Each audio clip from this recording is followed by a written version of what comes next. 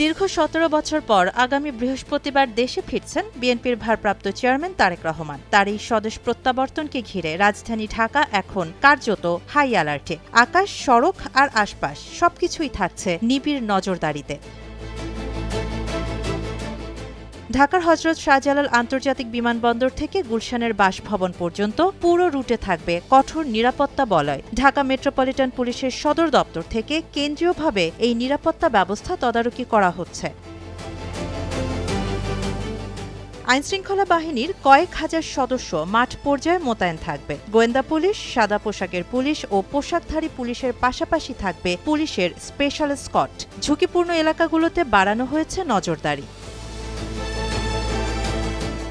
বিশেষ করে বিমানবন্দর, ৩০০ ফিট এলাকা, এভারকেয়ার হাসপাতাল এলাকা এবং গুলশান এভিনিউ ঘিরে নেওয়া হয়েছে বিশেষ নিরাপত্তা পরিকল্পনা। প্রতিটি থানা এলাকায় থাকবে পুলিশি পাহারা এবং মোড়ে মোড়ে বসানো হয়েছে চেকপোস্ট।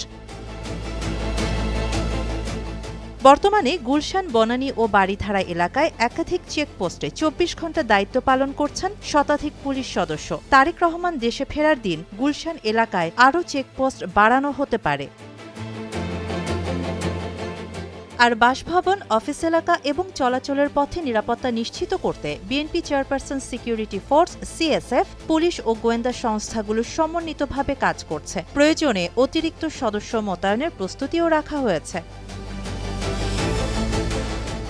নিরাপত্তাজনিত কারণে ২৪ ডিসেম্বর সন্ধ্যা ৬টা থেকে ২৫ ডিসেম্বর সন্ধ্যা ৬টা পর্যন্ত বিমানবন্দর এলাকায় যাত্রী ছাড়া সব ধরনের সহযাত্রী ও দর্শনার্থীদের প্রবেশ নিষিদ্ধ করা হয়েছে। নিরাপত্তা জোরদারে প্রস্তুত রাখা হয়েছে বিশেষ নিরাপত্তা যান, যার মধ্যে রয়েছে বুলেট প্রুফ গাড়ি। গুলশানে তার বাসভবন ও অফিসকে একই নিরাপত্তা বলয়ের আওতায় আনা হয়েছে। সব মিলিয়ে তারেক রহমানের স্বদেশ প্রত্যাবর্তন ঘিরে রাজধানীতে বহুমাত্রিক ও সমন্বিত নিরাপত্তা ব্যবস্থার মাধ্যমে যে কোনো ধরনের ঝুঁকি মোকাবেলায় প্রস্তুত আইনশৃঙ্খলা বাহিনী। শাহানা জাহান, নয়াদিগন্ত।